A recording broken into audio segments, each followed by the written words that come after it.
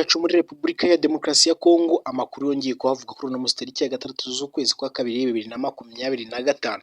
Ni amakuru ari kuvugwa ku mirwano ikomeje guhuza inyeshyamba za M23 ndetse n'ingabo ziri kurwana ku ruhande rwa leta.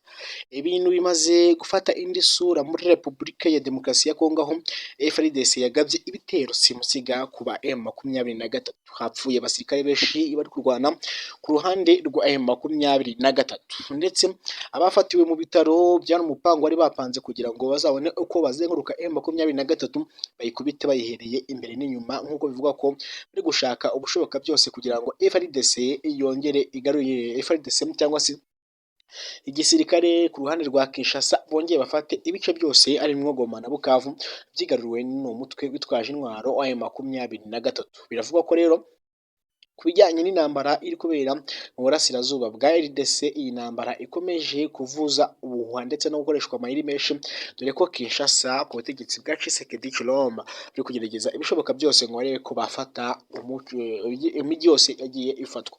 Amakuru nuko ingabo z'u Rwanda ngo EAC cyangwa se abiyumbiye umuryango wa EAC bashobora kuba bagiye gusubiza ingabo muri Repubulika ya Demokarasi ya Kongo.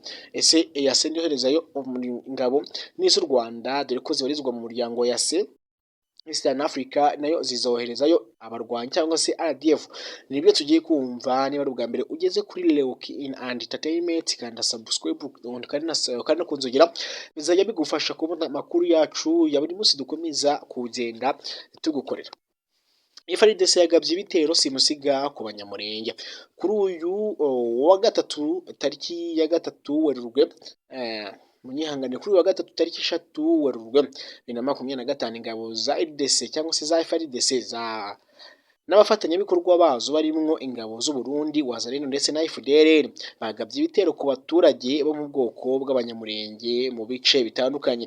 Bamwe mu baturage bavuganye na Leoki and Entertainment bavuga ko ihuriro rya FARDC ryateye mu mihana yo mu Bukobokobo ahitwa ku Kabara, Amagaja na Gifurwe, imihana abanyamurenge batuyemo. Umuturage ariho intambara yabereye yagize ati iyo mihana yose bayitereye icyarimwe kandi nta butabazi buhari kuko abari barinze barushijwe imbaraga, nabo banzi nabo bariruka.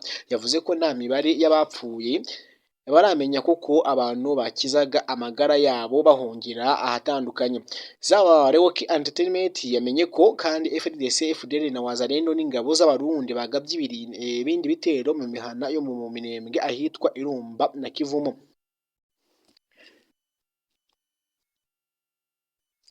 Dukomeze amakuru reaje mwakabazo k'ibibazo.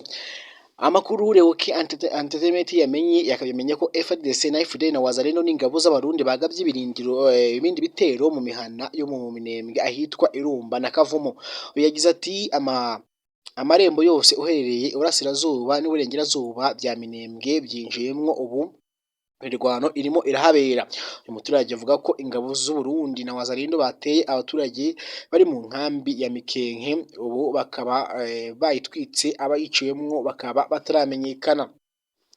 Twagerageje kuvugisha burugumesitiri wa komine ya Minembwe Mukiza Nzabinesha Gadi, ariko ihuza nzira ndavuga network ntiyadukundira.